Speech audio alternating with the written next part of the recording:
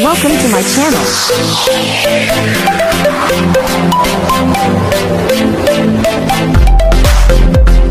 Lamil din.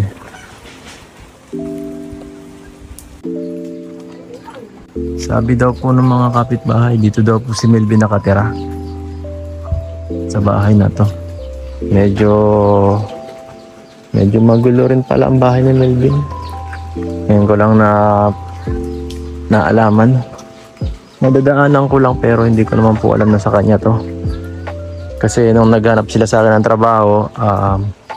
trabaho lang talaga, diretsong inaccept ko na sila, si Melvin saka si Dagul. Hindi ko na tinanong kung anong klaseng bahay ang meron sila ay kung saan sila nakatira, no? So tara po, tanungin ta kung dito ba talaga siya nakatira. Tao po. Uy, si Melvin. Magandang hapon. Maulan na hapon. So dito ka pala, Melvin, nakatira? Opo. Medyo parehas nung kay Romel pala ang bahay mo. Nga po eh. Medyo parehas, oh. Parehas talaga, magkamag-anak talaga kayo. Pati pagkagawa ng bahay, parehas yero, no? Nga po. Ako, Patingin daw, papasok naman sa bahay nyo. madumi po. Madumi na po. Ha? Madumi pa. Nakakalinis. Madami pa? Opo. Okay lang yan. Okay lang yan, titingin lang naman tayo sa bahay nyo. Kung namusta lang kita. Kasi wala akong nakita doon. Hindi ko nakita si Romel. At ito, binisita kita kasi hinanap ko si Romel. Pero sinadatnan ko ngayon. Parang kawawa din ang klase ng bahay nyo dito, ah. Nga po eh. Kawawa rin ang lagay mo dito, Melvin. Nga po. Tiyan mo, warasak din yung bagay ng likod mo dyan. Saka, tiyan mo mga nyo dito. Ang gulod pala ng bahay nyo dito, no? Nga po eh. Grabe. Pag ganitong maulan, Melvin, hindi naman kayo dito nababasa ng mga mga kapatid mo. Hindi naman po.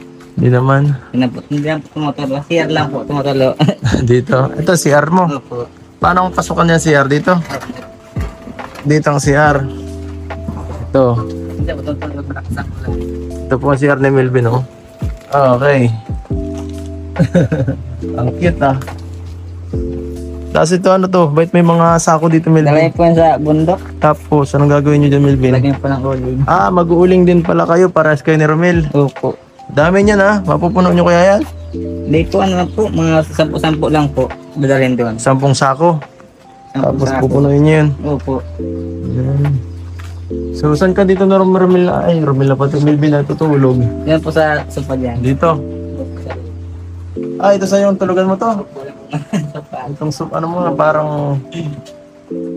Liit lang. Oo, ang liit nga, cute nga eh. Malaki ang bahay mo, kaso lang... Ang daming butas, presko. Presko po ang bahay ni Melvin, daming butas, oh. Butas-butas bagay ito, bro. Opo. Para bagay itong imbakan lang, Melvin. O nga po eh. Di naman kayo dito pinapasok ng ibang tao. Wala naman po tumalikot. Walang malikot. Wala naman po. Wala naman na sigurong makuha sa bagay. Wala rin naman kukuha. Ako, mahirap na eh. May kukuha pa ba ng mga gantong gamit? Kaso, ang iniisip ko lang, siguro parang delikado rin. Baka pasukin kayo ng samsinong tao. No? Parang ano to? Iba pala dito. Pansin ko, Melvin, parang walang tao dito sa bahay nyo. Wala nga po. Nasa bundok po. Nasa bundok. Opo. Sila mama mo. Ano sa bundok din po. Kasama din. Ay, mga kapatid mo. Nandun din po sa bundok. Ikaw lang naiwan dito? Opo. Bakit? Mamaya po pupunta ako sa bundok. May kukunin lang. May kukunin lang. Opo.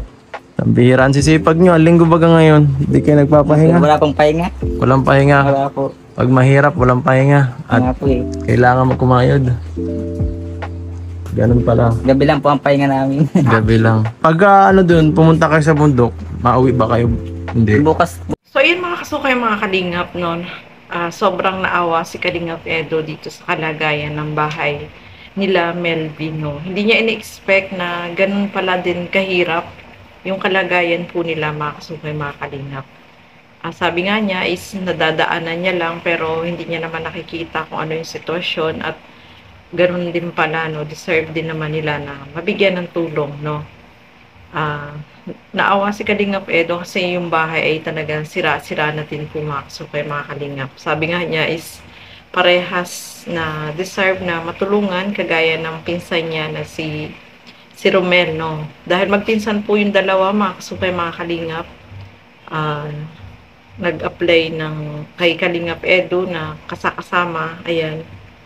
So, ito naman si Kalingap Edo is tinanggap niya, no, para katulong niya kapag sa mga nag-vlog siya, may pinupuntahan, yun, kasama niya po yan, mga kasukay, mga Kalingap. So, malaking tulong rin po yan para kay Kalingap Edo na meron siya mga kasama, no.